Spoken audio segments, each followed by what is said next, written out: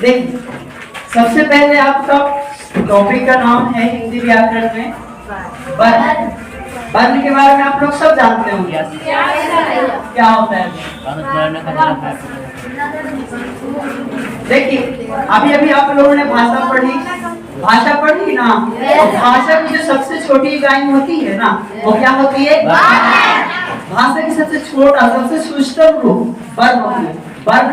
वर्ण से exam, board exam प्रश्न पूछता है कि कौन सा वर्ण क्या है, या वर्णों का उच्चारण स्थान की कौन सा वर्ण कहां से उच्चारित होता है। तो वर्ण से भी एग्जाम प्रश्न आता है। पहला वर्ण क्या होता है? आप लोग बचपन से पढ़ते आए होंगे। ये मूल ध्वनि है, इसको आप तोड़ नहीं सकते। यानी ये भाषा में सबसे मूल ध्वनि है, इसको आप टुकड़ा नहीं कर सकते। तो वर्ण के अंदर आप लोग पढ़िएगा, वर्ण दो प्रकार के होते हैं, स्वर वर्ण, व्यंजन वर्ण। स्वर वर्ण के भी 3 प्रकार हैं। उसके बाद व्यंजन वर्ण के भी 3 प्रकार हैं, और कई संयुक्त वर्ण, कई वर्ण आप इसमें पढ़िएगा, और इस तरह से आप वर्ण को पढ़ करके खत्म कर दीजिएगा। और जब हम वर्णों को जोड़ते हैं और एक सार्थक समूह बनता है, तो उसको हम लोग शब्द कहते हैं ना। जब हम क को जोड़ते हैं, का वर्ण है, माँ वर्ण है, और ला क्या है? वर्ण है। वर्ण माने अक्षर। तो ये जब तीनों वर्ण आपस में जुड़ जाते हैं बच्चों, तो क्या बन जाता है? कमल बन जाता है। और ये जो वर्णों के जुड़ने से जो सार्थक शब्द बना है ना, सार्थक जो मेल बना हुआ है ना, इसी को हम लोग कहेंगे शब्द। क्या कहेंगे? और ये है वर्णों का समूह। तो यदि आपसे कोई पूछे शब्द क्या होता है, बोलिएगा वर्णों के सार्थक समूह। वर्णों के सार्थक समूह तो क्या कहते हैं? शब्द में आप लोग पढ़ेंगे इसके प्रकार। अर्थ के दृष्टि से 2 होते हैं, सार्थक, निरर्थक। फिर उसके बाद पढ़ेगा रचना के दृष्टि से 3 प्रकार के शब्द होते हैं, रूढ़ शब्द, यौगिक शब्द, यौगिक शब्द। उसके बाद आप उत्पत्ति के आधार पर पढ़ेगा तत्शब्द। उसके बाद ये खत्म हो जाएगा। एक और है रूपांतर की दृष्टि से। अब आगे की वचन तो सब लोग जानते हैं। वचन मतलब होता है संख्या। यदि आपसे कोई पूछे कि वचन क्या होता है, वचन को इंग्लिश में हम लोग नंबर कहते हैं। नंबर पढ़े, सिंगुलर नंबर, प्लूरल नंबर। हाँ, तो वही वचन को हम लोग इंग्लिश में नंबर कहते हैं। और यदि आपसे कोई पूछे वचन क्या होता है, तो बोलिएगा जिससे संख्या का बोध। जिससे किसका बोध? वचन को हम लोग 2 भागों में बांटेंगे। एक वचन, सिंगुलर नंबर। एक वचन जिससे एक का बोध। अभी पूरा सिलेबस खत्म हो जा रहा है ऊपर, ठीक ना। अच्छा, मैं अंदर जाऊंगा तो एक करके डिटेल्स में जाऊंगा। अभी पूरा समझ लीजिए क्या क्या सिलेबस है, किसमें क्या पढ़नी है, ऊपर, ठीक है ना। तो वचन में आप एक वचन, 2 वचन बांट दिए, 3 वचन बांट दिए, 5 वचन बांट दिए। एक वचन क्या होता है? जिससे एक का बोध। कितना का बोध? उसको एक वचन कहेंगे। और जिससे एक से अधिक का बोध, जैसे बोले ए लड़की इधर, लड़की कोई किसी को लड़की के बजाय कोई लड़की है जिसको हमने बुलाया। अब बोले ए लड़कियां बाहर जाओ, लड़कियां बोल रहे हैं, लड़की का जैसे एक लड़की का बोल हुआ, और लड़कियां जब चलती हैं सब कलम बोलेंगे तो एक कलम का बोल। अब बोले कल में बहुत, समझ में आया? तो एक वचन, बहुवचन के बाद उसके बाद लिंग के बारे में आप लोग जानते हैं। लिंग जिसको आप इंग्लिश में जेंडर कहते हैं। लिंग में आप लोग पढ़िएगा कि जिससे स्त्री या पुरुष का बोध हो, जिससे स्त्री या पुरुष का बोध हो उसको कहेंगे लिंग। स्त्री, जिससे स्त्री जाति का बोध हो स्त्रीलिंग, जिससे पुरुष जाति का बोध हो पुल्लिंग, ठीक है। उसके बाद के पढ़िएगा, मैंने यहाँ पे भी वर्णों से शब्द बनाया। वर्णों से क्या बनाया? शब्द। और जब शब्द आपस में मिल जाते हैं बच्चों, तो बनता है वाक्य। याद रखिएगा, वर्ण जो है सबसे छोटा रूप है, और जब वर्ण मिलता है प्यारे बच्चों तो शब्द बनता है, और जब शब्द मिलता है तो क्या बनता है? तो आपको वर्ण का डिफिनेशन मैंने बताया कि वैसा मूल ध्वनि जिसका टुकड़ा उसे वर्ण कहते हैं। और जब वर्ण आपस में एक सार्थक समूह बनाता है, बोले वर्णों के सार्थक समूह को शब्द कहते हैं। और तीसरा में वाक्य पूछेगा तो आपको बोलना है कि शब्दों के सार्थक समूह को वाक्य। फिर से, जिसे तोड़ा नहीं जा सकता है, वर्णों के सार्थक समूह को, वर्णों के सार्थक समूह को, वर्णों के सार्थक समूह को क्या कहते हैं? शब्दों के सार्थक समूह को, शब्दों के सार्थक समूह को। आप बोलना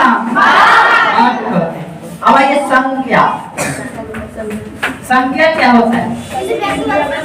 रटा हुआ प्रकाश नहीं पड़ता। भगवान आप लोग पे आंख दिए हैं, आंख दिए कहा है? तो आंख दिए हैं, तो आपकी आंखों से जितनी वस्तु दिखाई पड़ रही है प्यारे बच्चों, वो सब का सब क्या है? संज्ञा का मतलब ये होता है, क्या होता है? संज्ञा का मतलब क्या होता है? संज्ञा का मतलब होता है कोई नाम। अगर किसी का नाम है तो वो क्या है? इसका नाम है, कुछ नाम है, ये संज्ञा है। इसका कुछ नाम है, संज्ञा। तो कुछ नाम है, वो भी संज्ञा है। हमरो नाम है तो हम भी संज्ञा।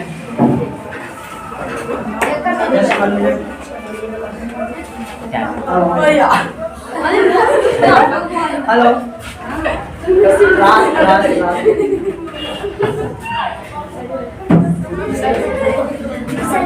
चलिए देखिए इधर कहाँ से? संज्ञा, जिससे जिसका किसी का नाम हो तो क्या है? संज्ञा। ओके, उसके बाद तीसरे पढ़ेंगे संज्ञा के 5 भागों में बांटे हैं, व्यक्ति, जाति, समूह और भाव। इसमें पढ़ लीजिए सर्वनाम। संज्ञा, संज्ञा किसी के नाम को कहते हैं संज्ञा। आपका क्या नाम है? मीना, मीना, मीना तो घर है, ठीक है। हम बोले बीना बाहर जाओ, तो बीना मैया का नाम है, तो मैया का नाम है तो संज्ञा हो गई। क्या अभी अभी बताएं, ताजे ताजे बताएं। कोई के नाम क्या होता है? मैया के नाम है बीना, तो संज्ञा है कि नहीं? सब संज्ञा का संज्ञा है, ऐसे सब संज्ञा है। संज्ञा, अब इसको नाम लेके कहें कि बीना बाहर जाओ, तो बीना बाहर चल गई, बीना संज्ञा है। अब हम बीना ना करके कहे तो बाहर जाओ, तो बाहर किसको रहे हैं? बीने के ना कर रहे हैं, लेकिन हम नाम उसको ले रहे हैं, उसके लिए करें तुम बाहर। यानी संज्ञा की जगह पे जो आएगा नाम, संज्ञा की जगह पे जो आएगा वो क्या कर रहे हैं?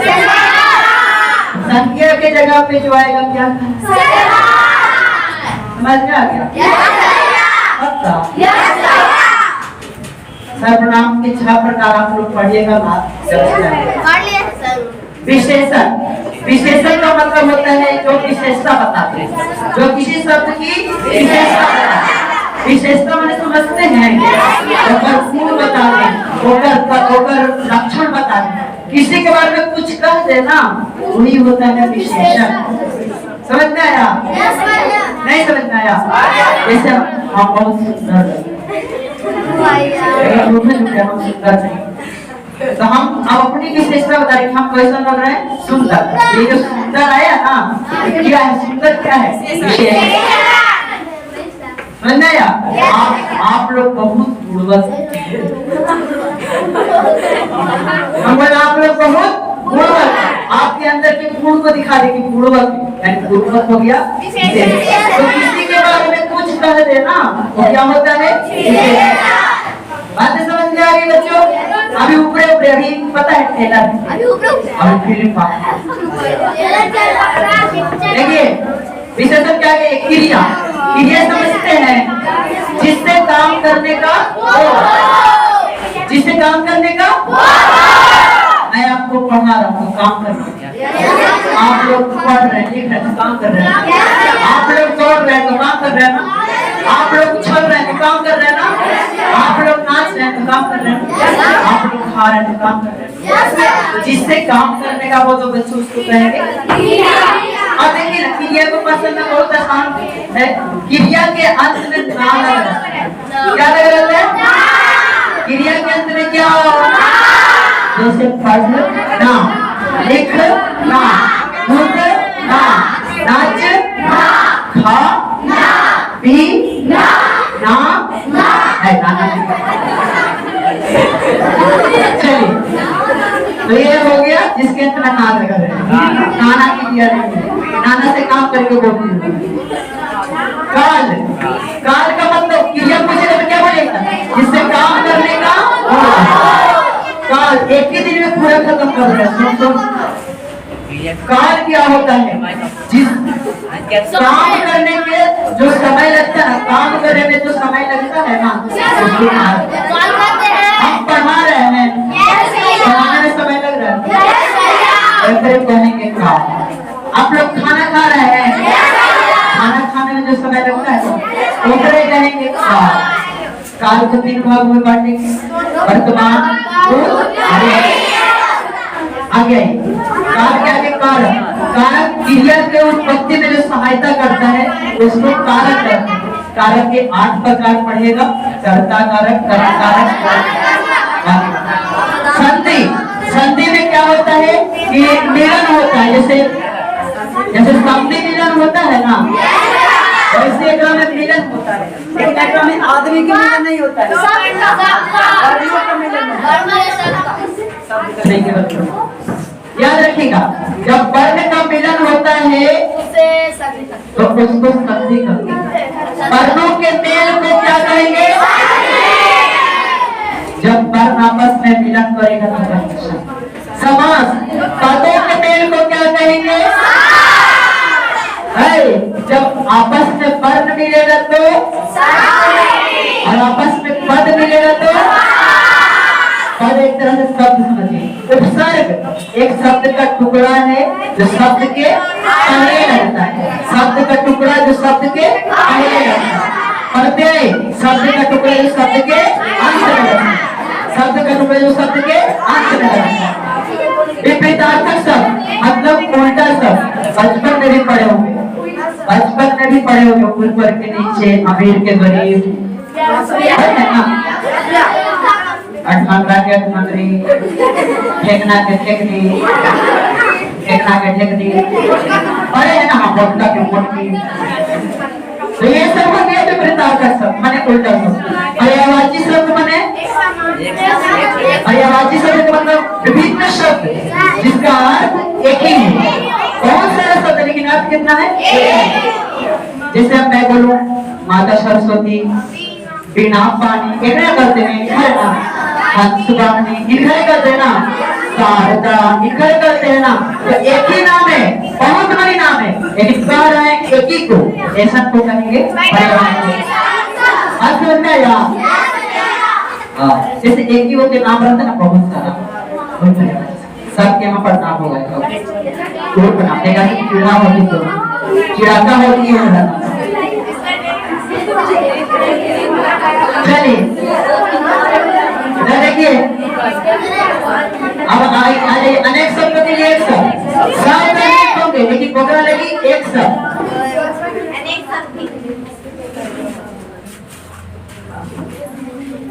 एकदम चिन्ह मत की बंदी दटाए समर्पया।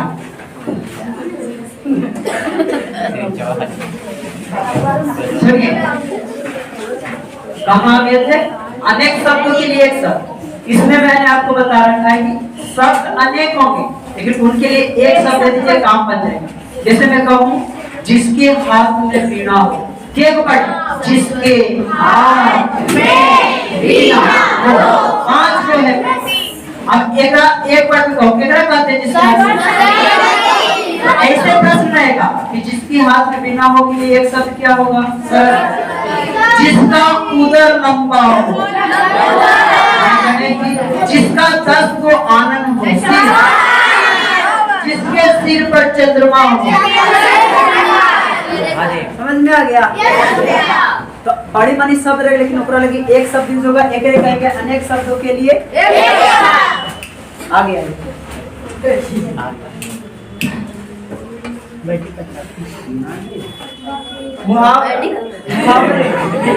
मुहावरे देखिए, मुहावरे क्या होता है?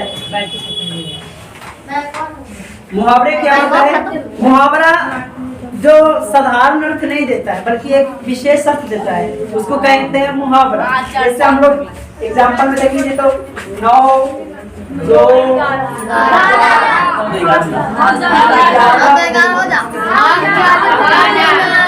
11 होना, सिंपल है, 9 2 11 होना, 9 2 11 होता है। नाव दो जोड़िएगा तो 11 होगा ना। इसका साधारण अर्थ हो, लेकिन इसको मुहावरा नहीं कहेंगे। मुहावरा का मतलब होता है जो विशेष अर्थ प्रदान करे। तो 9 तो 11 होना, इसका सिंपल अर्थ हुआ कि 11 होना, लेकिन इसका जो विशेष अर्थ हुआ क्या हुआ है ना। ये बात है। पत्र देखिए, यहाँ तक आपका बोर्ड एग्जाम में या किसी भी एग्जाम में पहला से लेकर के टॉपिक नंबर 19 तक ऑब्जेक्टिव क्वेश्चन आएगा, यानी 4 गो ऑप्शन वाला। बात क्लियर है? यस भैया। और ये जो 3 बच गया है, ये है सब्जेक्टिव लिखने वाला। पत्र लेखन 10वां में बच्चों 5 नंबर का आता है। कितना नंबर का? निबंध आता है 10 नंबर का, और गद्यांश भी आता है 10 नंबर। 3 को मिल के 25 नंबर, बाकी 25 नंबर। बात क्लियर है? चलिए, अब इसमें किसी को कोई प्रश्न तो पूछ लीजिए। सिलेबस में आपको एक बार घुमा दिया है, फिरा दिया, कुछ पूछिए तो पूछना तो पूछिए जल्दी से। पूछना है 22 गद्यांश का मतलब होता है एक पैराग्राफ लिखा होगा, एक कहानी लिखा होगा, और ओकरे से नीचे प्रश्न होगा। ओकरे से नीचे क्या होगा? प्रश्न। ओकरा में से देख कर तू प्रश्न का उत्तर एग्जाम में आता है। ऊपर कहानी रहेगा, ओकरे में से प्रश्न पढ़िए और उत्तर ओकरा से देगा। निबंध पुस्तक को जानते हैं। पत्र लेखन में आप लोग को सिखा देंगे भैया, अपन प्रधानाध्यापक के पास लिखने खातिर, बैंक मैनेजर के पास लिखने खातिर, थानाध्यक्ष के पास लिखने खातिर, नगर पालिका के पास लिखने खातिर, मम्मी पापा सब के पास लिखने खातिर हम पत्र सिखा देंगे। ग्रीटिंग कार्ड पर लिखे लोग फोटो भी लिखने लगे। एकता कर भी तो सुनने करते हैं। चलिए, किसी को प्रॉब्लम नहीं है ना? ये बहुत ये आपका जो सिलेबस वाला है ऊपर की आपका YouTube चैनल पे डला जाएगा, ठीक है ना?